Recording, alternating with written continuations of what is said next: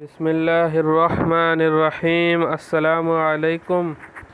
آج ہم نفحۃ الادب کا 74واں سبق پڑھیں گے۔ الدرس الرابع والسبعون۔ درس کا نام الطبع یغلب الادب۔ طبع کہتے ہیں طبیعت کو، فطرت کو۔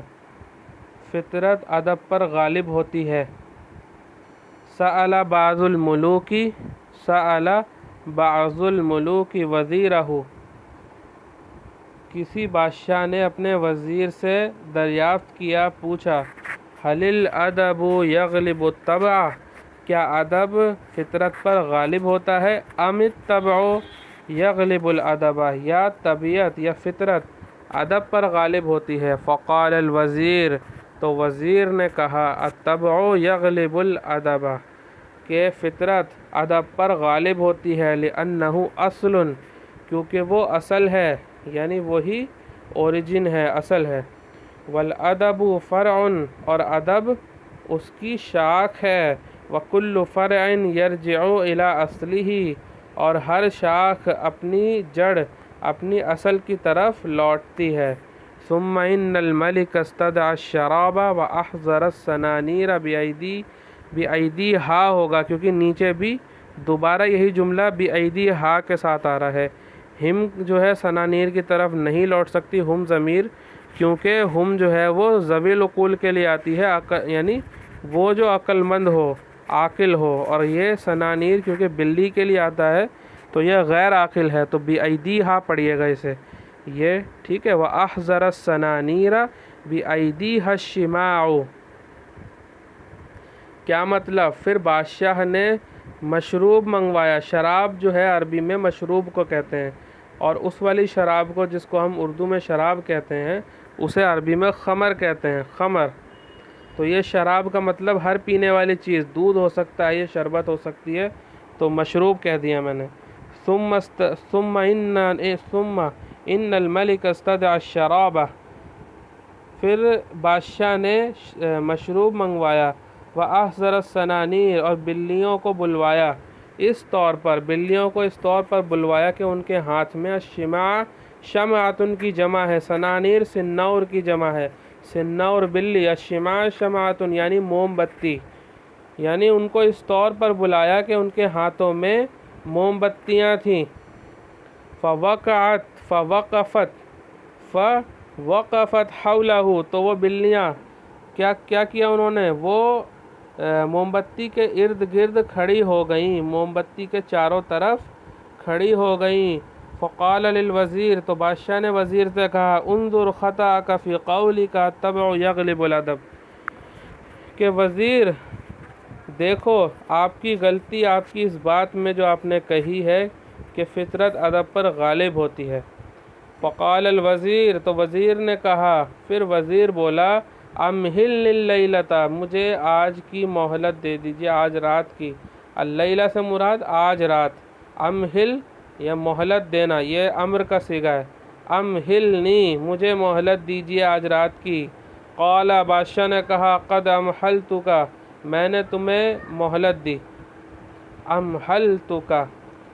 فلما كان اللیلۃ الثانیۃ اخذ الوزیر فی کمہ فأرۃ، تو جب دوسری رات ہوئی، یعنی پہلی رات تو اس نے عذر کر دیا، اور جب دوسری رات ہوئی تو وزیر نے اپنی آستین میں، کمن کہتے ہیں آستین، آستین میں ایک چوہیا کو رکھ لیا، فأرۃ، فأرہ چوہیا، چوہا، چوہیا، کچھ بھی آپ اس کا ترجمہ کریں، ضروری نہیں ہے مؤنث کے لیے ہے، مؤنث بھی استعمال کر لیں گے، کوئی حرج نہیں۔ وربط فی رجلها خیطا، رابطہ باندھنے کے لیے آتا ہے، اور اس کے پیر میں ایک دھاگا باندھ دیا۔ ومضى الی الملک، اور بادشاہ کے پاس چلا گیا۔ فلما، مضى کا مطلب گزرنا جانا، جیسے ماضی گزر جاتا ہے، ماضی یہ مضى سے ہی ہے، مضى۔ ومضى الی الملک، اور بادشاہ کے پاس چلا گیا۔ فلما اقبلت السنانیر وبأیدیہا الشماع، دیکھیے اب جملہ صحیح آ گیا یہ۔ تو جب بلیاں سامنے سے آئیں اور ان کے ہاتھوں میں موم بتیاں تھیں، دیکھیے اقبلہ یقبلو، سامنے سے آنا، تو جب بلیاں آئیں اور ان کے ہاتھوں میں موم بتی تھی، اخرج الوزیر الفأرۃ من کمہ، تو وزیر نے اپنے آستین سے چوہیا کو نکال دیا، یعنی چوہیا پھینک دی۔ فلما رأتها السنانیر رمت بالشماع وتبعت الفأرۃ، تو جب بلیوں نے اس چوہیا کو دیکھا تو اپنی موم بتیاں پھینک دی اور چوہیا کا پیچھا کیا۔ تبع یتبع، پیچھا کرنا۔ فکاد البیت ان یحترق، جس کی وجہ سے یہ فا جو ہے تعلیل کے طور پر یعنی وجہ بتا رہا ہے، یہ فا کس بات کی جو پیچھے گزری۔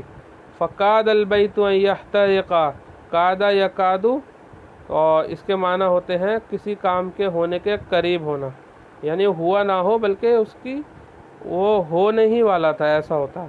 فکاد البیت، تو گھر جلنے کے قریب ہو گیا، یعنی جو بلیوں نے موم بتیاں پھینک دی تھیں اور چوہیا کے پیچھے بھاگیں تو اس کی وجہ سے گھر جلنے کے قریب ہو گیا۔ فقال الوزیر، تو وزیر نے کہا انظر ایھا الملک، بادشاہ سلامت دیکھیے، کیف غلبت الطبع الادب، کیسے فطرت ادب پر غالب آتی ہے، ورجع الفرع الی اصلہ، اور شاخ اپنی اصل کی طرف لوٹتی ہے۔ قال، بادشاہ نے کہا صدقت، تو نے صحیح کہا، سچ کہا۔ للہ درک، یہ للہ درہ یا درک، یہ کاف جو ضمیر ہے یہ چینج ہوتی رہے گی آدمی کے حساب سے۔ اگر کسی غائب شخص کے بارے میں بات کریں گے تو درہ، اور حاضر کو کہیں گے تو درہ کا کہیں گے، تو یہ تعجب کے لیے استعمال ہوتا ہے، یعنی کیا ہی خوب کہا، کیا عقل، مطلب تمہاری عقل کا کوئی مقابلہ نہیں، یعنی ایسی صفت جو اللہ کے لیے ہوتی ہے، مطلب اتنا تعجب کہ یہ صفت تو صرف اللہ کے پاس ہوتی، تمہارے پاس کیسے؟ اس طریقے سے تعجب کیا جاتا ہے اس جملے کے ساتھ کہ للہ درک، کیا ہی خوب تم نے کام کیا، یعنی تمہاری عقل پہ تعجب ہے، تمہاری عقل پہ جو ہے رشک آتا ہے، اس طریقے کے جملے جس سے تعجب پتہ چلے اس کا۔ ٹھیک ہے، یہیں اکتفا کرتے ہیں۔ وآخر دعوانا ان الحمد للہ رب العالمین۔